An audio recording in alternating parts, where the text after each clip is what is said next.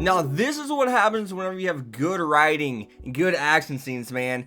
Just, oh my gosh, this episode is the best setup episode of Attack on Titan yet in Attack on Titan series. It did so much, it gave so much, like, information, given the whole Ymir stuff is still on the surface, but we'll get into that, you know. We just barely scratched the surface of all that, but we've been given, like, all this context, right? But given we need a little bit more context for the context we were given, for sure. But to think Ymir I was like, she's gonna betray him. And, you know, the preview last week said, you know, she had plans of her own, but no, she actually did go with Bertolt and Reiner, and she got Krista. But we do see Ymir still, you know, you can tell, like, Krista has changed her tremendously, because she didn't even try to kill any of the other, you know, cadet corps members that were her, well, allies that she went to cadet training school with. She just waited. She's like, I'm looking at them one by one, Konya's even stomping on the back of her head, and yeah, she found Krista and got the hell out of there. I did not think they were even going to escape the forest, and they do. And the preview for next week looks absolutely amazing. Attack on Titan. I still gotta watch My Hero Academia, don't get me wrong, but I'm hyped right now, and I don't know if I'm gonna get hyper than that. And with recreators today too, with the whole Mamika situation, I don't know what I'm gonna do with myself. So Reiner and Bertolt are stating that if Eren is the coordinator, he will solve this issue. The mission will be over, but if he's not, the mission's not over. But Krista will help make this easier, and I have no idea what that means. There was no context given for that, so I'm not even going to attempt to dive into that, because I'll just say random stuff that won't just make any sense. So I'm really interested to see what that means. So we do know something special about Eren, but what about Krista? What makes it easier if she's there? I mean, I know she is, you know, she is actually part of the bloodline, and speaking of that bloodline, you know, that's some of the stuff they dive into this episode with Ymir. She she lies about having the king's blood inside of her, and she's actually taken in by this, like, cult per se, right?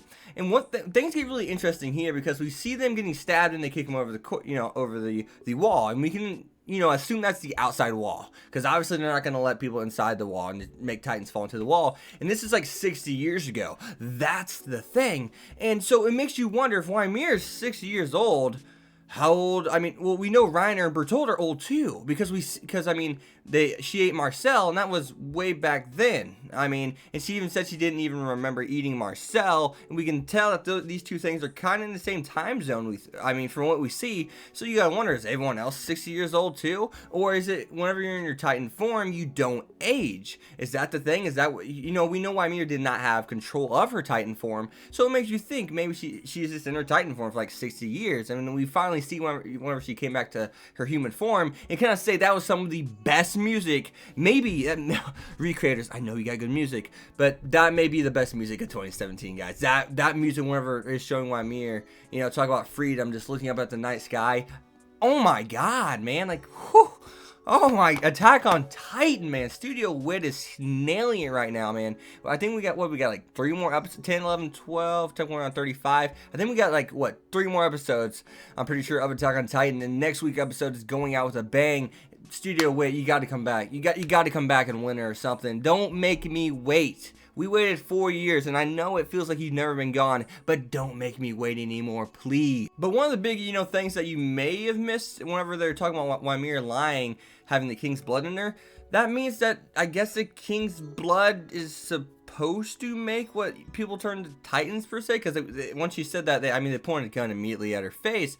But at the same time, you got to think, okay, one, she didn't have the king's blood in her, but she's still able to turn to Titans. So what in the hell is actually making people turn into Titans, making them shifters?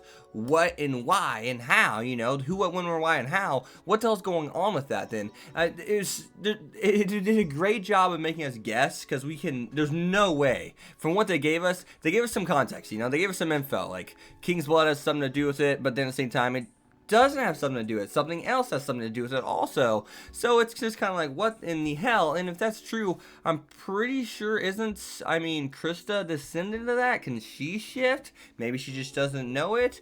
So I don't know. But you know, one thing with the whole human situation, why would you stab them, kick them over the wall if you know they could turn to Titans and shift? Why? Why not just kill them right then and freaking there? And just dispose of them? Well, why? I don't freaking get it. Was it because we're just like, well, there's already Titans out there and the wall's never been breached, so we might as well just Yeah, just let him run his Titans. Why? I don't understand that. What is the church thinking there? It doesn't make much sense, man. It does not make much sense. Maybe they just weren't thinking, they thought they're so superior. Now that the Titans are really, the superior ones, maybe that's the whole thing of it. Maybe it's just self-righteousness. I don't know. They thought they're above them, so they tried to keep them underneath their shoe and said, we don't care. Let's not kill you, but let's just dispose of you. So I don't know. That's something that's really interesting. And mad props to Aaron for beating the shit out of Reiner with nubs for a good 10 seconds there. I was like, holy shit, he's beating him with his nubs, man. He's beating ass. Aaron, good job. Aaron's a savage, guys. Come on now. And you see him try to bite his nub and turn into a Titan. So we know after there's like cooldown. There's definitely a cool. It's kind of like Smite. There's a cooldown time where you have to use your ultimate, which is them shifting.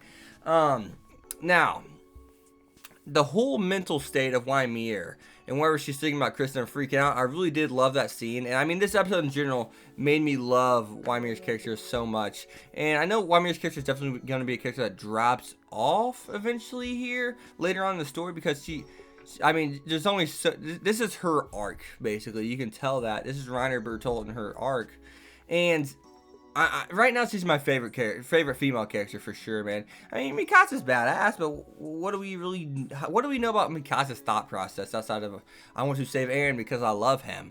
I mean, we know Sasha. I mean, we got a little bit of Sasha actually hated society, which I really wish we would dive a little bit more into. Well, I wish they would have dove into Sasha, like why she loves society now. Because if I remember correctly, I do not remember them going into why she likes society now, and that's a big thing for me. Why did she change? But other than that, guys, great episode. I have not seen My Hero Academia. My Hero Academia, you may top Attack on Titan for me because you are my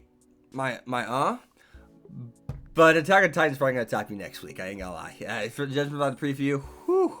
But as always, guys, you guys have been hex. Be sure to leave a like, comment, subscribe, follow me on Twitter, X25. I'll see you guys next time. Peace. Thanks for watching.